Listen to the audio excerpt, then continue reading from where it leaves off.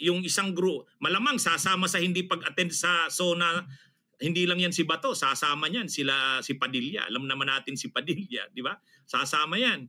So, pang-iinsulto yan sa presidente na member ng majority. Dapat dala-dala yan ni Chis Escudero. At pangalawa, pag nagsimula na yung Senado na yan, Senate Blue Ribbon Committee ang iimbestigahan ay mga actually sa atin walang problema na imbestigahan ang mga lahat ng dapat. Lahat. Ang problema, hindi iimbestigahan ni Marcoleta ang anomalya ng mga kampo ng Duterte. Yan yung problema sa kanya sa pagiging Senate Blue Ribbon eh. At ang problema niyan, tatamaan yan ang Marcos. Ngayon, hahayaan pa nila ni Marcos yan? At anong ano yan eh, maalala natin, sinipa si Mig Zubiri bilang Senate President, nung si Bato de la Rosa, hinahayaan, pinabelo si Jonathan Morales, yung pulburon video, di ba? Yung pulburon. Pinabelo ng committee ni Bato, mukhang tinatawagan na ng Malacanang si Migs, ipatigil mo na yan si Bato. Masyado ng anong presidente dyan. Mga hearsay na ang lumalabas dyan. Hindi pinatigil ni Migs. So anong nangyari? Sibak siya ngayon. Tanggal. Ito ngayon si Chis, pag gumalaw na yan sila Marcoleta at ginamit na platform yung Blue Ribbon na yan para siraan ng administrasyon ni Marcos, tatawagan na naman yan si Chis Escudero. Ngayon, delikado si Chis dyan. Posibleng hindi tatagal ang pagka-Senate President niya dyan.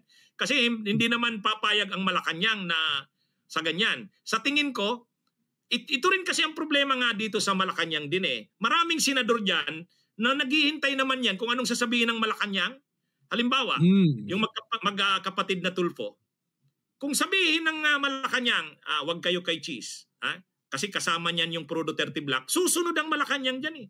Ang problema parang hindi nga gumagalaw ang Malacanang. Ito yung sinasabi natin na tinanong kita ni Tonald.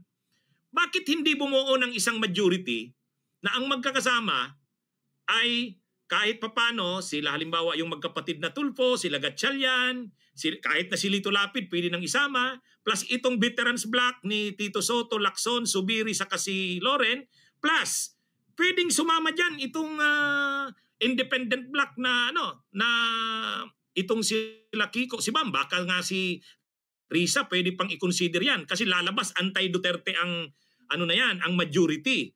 Kung ganun sana, walang problema yung sumama sa majority si Kiko at si Bam. Pero hindi yun ang sinamahan nila. Pro-Duterte ang kasama nila. Hindi anti-Duterte. Bakit sabi mo hindi pwede kanina, yun, Al? Bakit hindi pwede? Bakit hindi pwede? Dahil sa sinabi mo kanina, walang malinaw na posisyon yung Malacanang. Walang malinaw na posisyon yung presidente. Yun yung dahilan. Diba? Yun yung dahilan. Halimbawa, nangyari kasi yung pagpalit kay Mig Zubiri before the midterm elections. Ibig sabihin, kailangan pa ng mga senador si PBBM dahil tatakbo sila sa midterm eh. Ito kasi, hindi na ganun kadali na palitan yung Senate President dahil kahit kakampi ng Senate President yung mga Duterte, dahil ang susunod na eleksyon 2028 na. Mabilis na nagiging lame duck ang presidente. No? Ibig sabihin, problema na nga yung wala siyang desisyon. Mas problema pa dahil iba yung panahon. Iba yung panahon after the midterms, iba yung panahon before the midterms. Ang delikado ngayon kay PBBM, maliban doon sa kanyang indecisiveness, maliban doon sa kanyang kahinaan ng pamumuno, ay naiiba na yung panahon. Ang tingin na ng mga politiko, senador, congressmen, LGUs ay 2028. Yun na yung tingin nila. At kung hindi nila mai-impeach si Sara, lalo na. Dahil si Sara magkakaroon ng momentum going into 2028. Lalo siyang hindi napapakinggan ng mga senador, ng mga eventually mga kongresista at ng mga LGUs. Kaya delicate itong panahon na ito. Delicate itong panahon na ito. Kung hindi nila mai-impeach si Sara, kung hindi nila maayos yung majority sa Senado, ay mabilis na magiging early lame duck si President Bongbong Marcos. Yun yung mangyayari. Pero sa tingin mo, sana kung magiging decisive si PBBM, mapapasunod niya pa yung mga senador na yan? Pwede pa. Pero ngayon na lang yan. Kung hindi niya magagawa ngayon yan, paano pa next year? Halimbawa. Mukhang kailangan niya ng magaling na political advisor. Ano? Halimbawa. Kung Katulad hindi ng advisor ni Pinoy noon. Political advisor ni Pinoy noon. Halimbawa, kung hindi magsasaksid ang impeachment ngayon, mahirap na yan ulitin next year. Diba? Dahil 2026 na eh. Lahat yan ay nakatingin na sa 2028. Ngayon yung labanan. Ngayon siya mananalo o matatalo going into 2028. Not next year, not 26, not 2026, not 2027. Ang labanan ay ngayong 2025. Sana ma-realize niya yon. Ngayon, kung ganyan ang gawin ng Malacanang na posibleng magbuo ng bagong majority sa Senado, bukas ba na sumama dyan sa majority na yan? Anti-Duterte na majority ha? Pwede ba na bukas bang sumama dyan ang independent bloc ni Kiko, ni Bam Atrisa? Tingin ko dahil ang fundamental na contradiction ngayon ay itong mga Duterte na may kaso ng crimes against humanity. Nawawasakin lahat ng natitirang mahina ng first place in the mga democratic institutions natin. Imaginein mo pag makabalik ang mga Duterte sa 2028. Imaginein mo. No? Sila na mismo nagsasabi kung anong kanilang gagawin, kung paano sila gaganti. No? Kung paano nila dudurugin lahat ng kanilang mga kalaban mula sa kaliwa hanggang sa mga political enemies nila.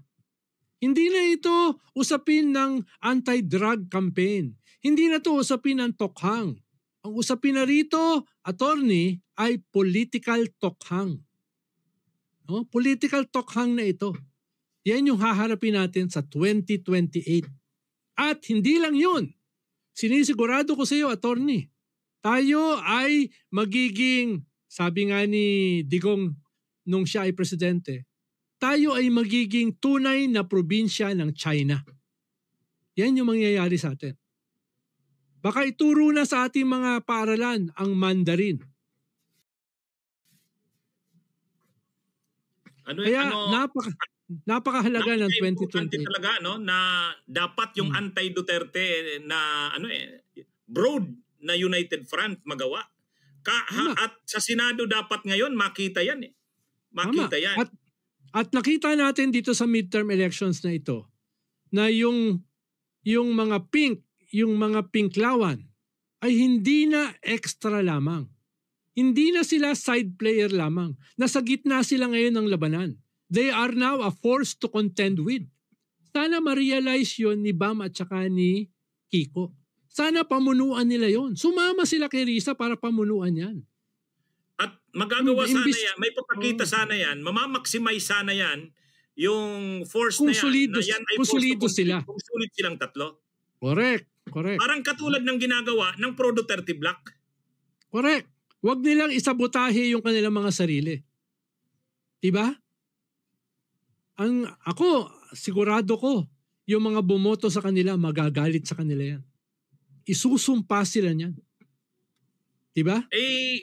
Nal, kayo naman, di ba? Ikaw, Akbayan. Si Kiko ay LP. Si Bam ay dating LP pero may sariling political party, KNP.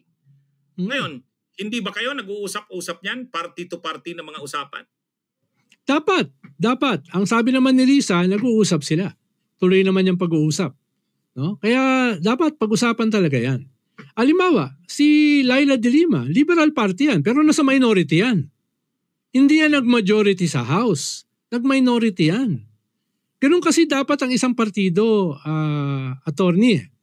Kung yung miyembro sa Senado ay nasa minority, dapat yung mga miyembro mo sa Kongreso nasa minority rin. Diba? Dahil partido kayo eh. Kung yung member mo sa Senado ay nasa majority, diba? At yung majority na yan ay marangal, at fiscal at matino naman, di dapat yung mga miyembro mo sa House mag-majority rin. Diba? Yun ang ibig sabihin ng isang partido.